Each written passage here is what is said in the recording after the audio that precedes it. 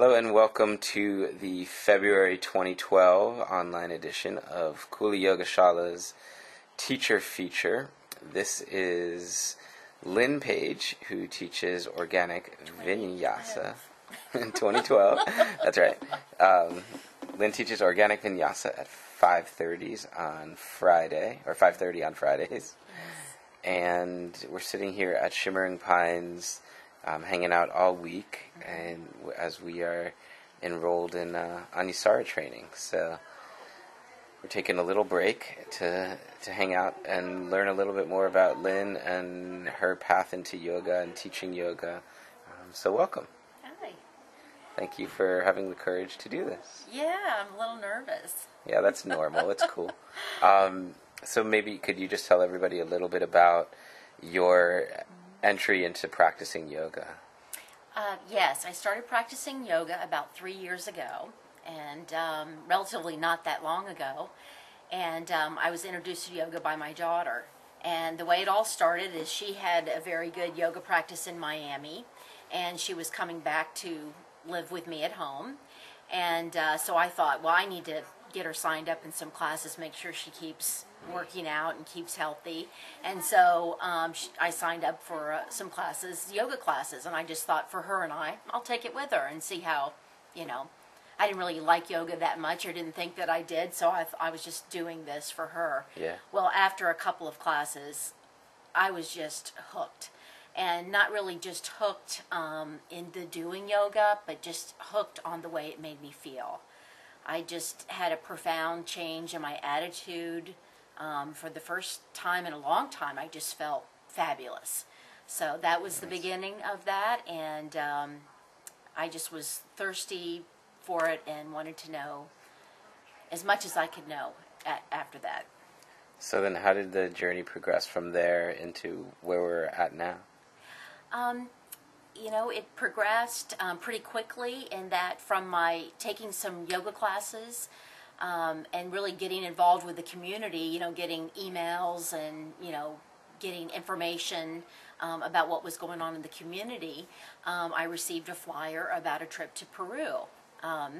That was with Julie and Scott. And so I just thought, and I was at a point in time in my life where I was like, I'm just going to go. I don't know anybody. I don't really know, what this is about, but I'm just going. So, it was through that process that I met you, Scott. I met Mary, got connected with more, fabulous people.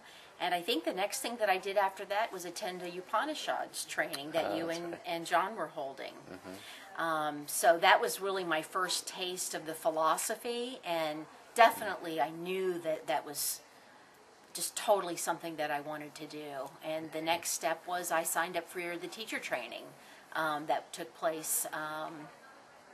When was yours? Was that like fall 2010? Was that Yes, fall 2010. Yeah. So, and then from there, after graduating, started working at the Kula Yoga Shala on Fridays at 5:30, and just have participated in a lot of the different trainings. I mean, just for me, it's just a joy to do it. The more I can learn, and it's interesting because while I'm learning, I'm thinking, oh, I can't wait to show my class this. I can't wait. Yeah. I'm gonna let me write this down so I can tell my class. This is gonna be great to bring it to class. So that's really what fuels my learning, and I think when I'm doing my teaching, I'm reinforcing the things that I've learned and being able to pass it along. What is your major, call or drive to practice yoga? What is it about it that keeps you coming back? I think there's so many different things from a spiritual and philosophical level. I really love the spiritual aspect. I love the psychology. It really hits home for me and has helped me open up my spiritual practice. So that's kind of one element. From the physical side, I like being able to open and expand, to be able to experience things from my body that I didn't know that I could do. Yeah. And there's nothing more joyful either from myself when I've done a pose that I've never done before, or at the same time when I'm teaching a student who all of a sudden that first time in crow or the first time in a headstand where it's just like, I get it. you know, it's so awesome. Amazing. So you're glad that you did it. Oh, I'm totally glad that I did it. Yeah, you're not enthusiastic at all. Not at all. So it's definitely, I feel it's definitely my path. Yeah. And what I'm doing now is, which is why I'm here this week at the Anusara immersion, is I just want to keep learning more, and I keep wanting to be better in my practice so that I can be better in what I'm passing along to the students. That's awesome. And so on that note, your class, what's your class like? Well, my class is called Organic Vinyasa, and you know, essentially we're flowing from pose to pose, but being the very nature of organic, I like to kind of get into the room, see what the feeling is in the room, take an inventory of who's there, what their levels are, and then just progress from there. I like to keep things moving. I like to keep it fun, but at the same time, I'm always demonstrating and discussing how anyone can hold it back. I'm actually even becoming more and more interested in principles of alignment, and will be incorporating that more and more into my classes as the weeks go by. I think one of the really cool things about you know, your class too is the time. You know, it's a unique spot on the schedule, and it's that kind of you know, like as a kid the bell would ring and it'd be Friday afternoon, or even at work, you know, it's the end of the work week, and for people to have that segue from the work week into the weekend, it's like you're just free, it's Friday afternoon.